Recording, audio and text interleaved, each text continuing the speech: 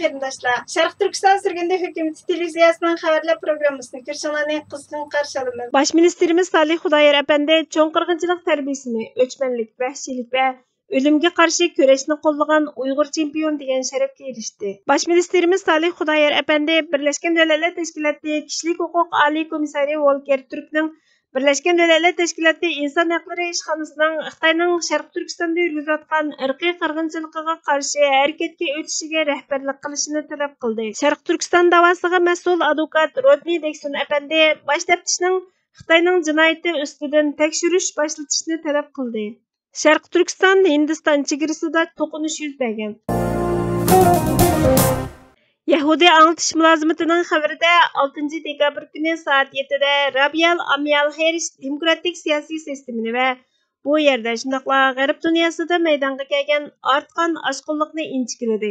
Soat 7:30da sinagoga ahami Angela Bushtahi Simranjit Sinik bilan birlikda Yahudi dushmanligi va Osiyo ayrimchiligi shundoqla o'zining roli Nyu-Yorkning tarixiy islohot sinagogaga rahbarlik qilgan tunji ayol ekanligi haqida so'zladi.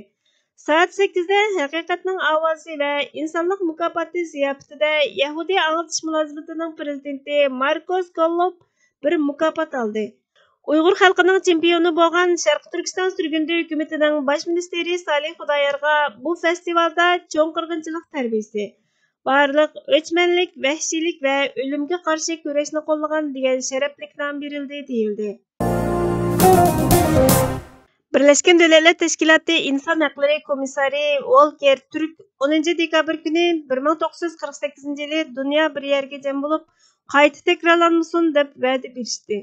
Irqiy qirg'inchilik ahdnomasi va Dünya Kishilik huquq kitobnomasining birli vaqtda e'lon qilinishi tasodifiy emas. Kishilik huquqni qo'g'dash eng nachar jinoyatlarga qarshi eng yaxshi avangard dedi.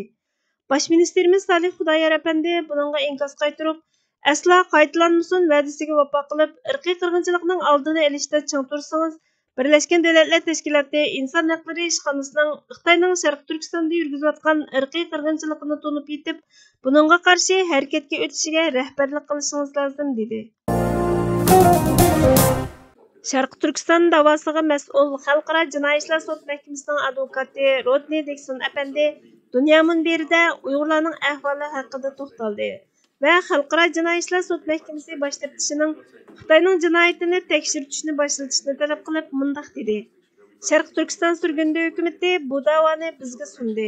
Ta'limimizga yarasha biz bugun kechda Sharq Turkiston surgundi hukumatining bosh ministeri bilan birga o'tiribmiz. Ziyonkashlikka uchrag'uvchilarning bevosita ovoziga erishalaymiz. Men Xalqaro jinoiy ishlar sud mahkamasining boshqarish tavalliki bo'lgan Xitoy bilan chegaralanadigan Tojikistonda ishlangan jinoyatlardan ma'lumot beraman. Buning sababi dal xalqaro sudning aniq boshqarish tavallikining bo'lganligida. 2015-yildan e'tiboran Tojikistonda tijorat qiladigan Uyg'urlar guruhi bo'yicha Tojikiston chegarasidan qo'g'lab chiqarilib, lagerlarga avatilgan. Bizning tekshiruvchilarni naq maydonga avatib, qilib qolgan bir qancha kishi yoki qochib qutulib qolganlardan dalil isbotlarga erishishimiz qulay bo'lmadi. Ular o'xshamagan yo'nalishda Xitoyga qaytariladi. Biz hozir bevosita chegaradan qo'g'lab chiqarilganlarga aloqador dalil isbot dokladsidan 4 parchani sundik. Bu dalil isbotlarga aloqador bizda yorqin nuqtalar bor. Xitoy faoliyatchilari telefon mashg'uloti qilib, Xalqaro jinoiy ishlar sud mahkamasining boshqarish tavallikidagi Tojikiston zaminiga kelgan. İnsanlarni tutqun qilib, chegaraga elib kelib, Xitoyga qaytargan. Bu jarayonda Xitoy doiralari Tojikiston territoriyasiga tava chegaraga insonlarning ketishining oldini olish uchun bexatarlik asliyalarini insho qilgan. Biz uning rasmlarini qo'lga tushirdik. Bu saviyada aniq boshqarish huquqi bor deyalaymiz. Biz imzo qo'ymadik deb yoki biz sening boshqarish tavallikingda emas deb xalqaro sudning boshqarish tavallikini inkor qilmaydi. Buningga sudning boshqarish huquqi yetadi. Yanima ilgirlaganda bu irqiy qirg'inchilikning tunji qadami. Sen insonlarni tutqun qilib, qaytirib lagerlarga qamaysan. Andan yo'qotish jarayonini boshlatsan. Biz 2. Dünya urushida Yevropadagi yahudilarni hech qanday qarshi guruh yoki ovoz bo'lmagan ahvol ostida Gollandiyani o'z ichiga olgan barliq joylardan to'plab markazlik bir o'ringa yiqqanligidek ahvolni ko'rdik. Bularni Xitoydagi markaziy bir o'ringa yiqqan. Ko'zdan uzoq bir yerda zulm qilgan. Biz buni irqiy qirg'inchilikning tunji sahnasi deyolamiz. Biz albatta hamma ishning Xitoyda yuz berayotganligini qabul qilamiz. Taftishning tekshirish, boshlatish, boshqarish huquqi yo'q. Ammo dalil isbotning muhimligi tekshirish ilib bora oladiganligimizni ko'rsatib berdi. Tunji harakat, ya'ni tutqun qilish, chegaradan chiqarib o'tish va uning davomi irqiy qirg'inchilik bilan bog'lanishliq. Shundaq ayta olamizki, ularning sistemasi biz yiqqan dalil isbotlarning irqiy qirg'inchilik bilan zich munosabati borligini ko'rsatadi. Undan boshqa mushiningga o'xshash Qirg'iziston, Qozog'iston va boshqa qo'shni davlatlarda o'xshash vaqtda, ya'ni 2015-yildan 2018-yillargacha bo'lgan araliqda Xitoy yerlik doiralarning qo'llanib, nupusni aniqlab chiqib, Xitoyga qaytarganligidek tekshirish natijasiga erishdik. Shundoq, siz buningga da'vo ocholmaysiz, ammo Tojikistonda yuz berganga o'xshash hodisaning yuz berganligini ko'ra olasiz. Texmi cho'nqirlab, biz Uyg'urlarning xalqaro sudning boshqarish tavalligi bo'lgan Angliyada tahdidga uchraydiganligidan, Xitoy amaldorlarining Angliyaga kelib o'limchil tutqun qilishidan so'z ochmaymiz. Biz Xitoy amaldorlarining xalqaro sudning boshqarish tavalligi bo'lgan Tojikiston qatorliq davlatlarda tutqun qilish qilmishiga markazlashamiz. Biz buning boshqa davlatlardagi barliq dalil isbotlarni o'z ichiga elishini xohlaymiz. Chunki u chegarada va boshqa joylarda maydonga kelgan irqiy qirg'inchilik harakatining bir parchasi bo'lgan barliq to'plash harakatini oshkora qilishdek qonuniy harakatni o'ttirg'a chiqarishga tirishyapmiz. Sirtda hech bir sababning yo'qligi, surgunda hukumatning mavjud emasligidan xotirjam bo'lish mumkin emas. Har kim qaytariladi va kontrol qilinadi. Öktichi guruhining ziyorati va ovoz chiqarishiga qarshilikning kuchayishiga to'sqinlik qiladi. Biz sungan dalil isbotlar Berma prezidentining chegaradan qo'g'lab chiqarish ziyonkashliklariga tayanadi. Biz buni irqiy qirg'inchilikning dastlabki qadami degan edik. Hozir dunyoning har qaysi joylaridagi hukumatlar va parlamentlar Xitoyning qilmishini irqiy qirg'inchilik deb e'tirof qildi. Haqiqatanmi tekshirish boshlatishga tegishli. Hatto Birlashgan Davlatlar Tashkilotimi Xitoyning qilmishlarini insoniyatga qarshi jinoyat deb tanidi. Biz sungan dalil isbotlar xalqaro jamiyat burundan ta'kidlab kelayotgan masalalar bo'lib, hozir ko'zdan kechirilyotdi. Biz ba'zi mutaxassislar haqida burun javob berib bo'lgan savollarga yana duch keldik. İnsanlarning qayerga ketganligi to'g'risida qaror qilinishini umid qilamiz. Biz ziyonkashlikka uchraguvchilarga vakolatan har xil irqiy qirg'inchilik ayblashlarini ko'z oldimizga keltirganimizda, men dastlabda aytgandek, taftish bo'libmi qanday qilib deloning ziyonkashlikka uchraguvchilarga vakolatan tekshirilishiga yo'l qo'yishni iltimos qilishga yaqindan diqqat qilishi lozim. İnsanlarning Xitoyga borgandan keyin nima bo'lganligiga aloqador ayblashlarning jiddiyatini nazarda tutish kerak. Yaqinda biz ta'limimizga yarasha lagerdan chiqqan bireylarni qo'lga keltirdik. Amerika hukumati uningga yordam qilib, Amerikaga elib keldi. U Amerikaga kelgandan keyin lagerlarda nima ishlarning yuz berayotganligi haqida guvohlik berdi. Barliq chegara atlagan jinoyatlarning maqsadini o'ttirg'a qo'ydi.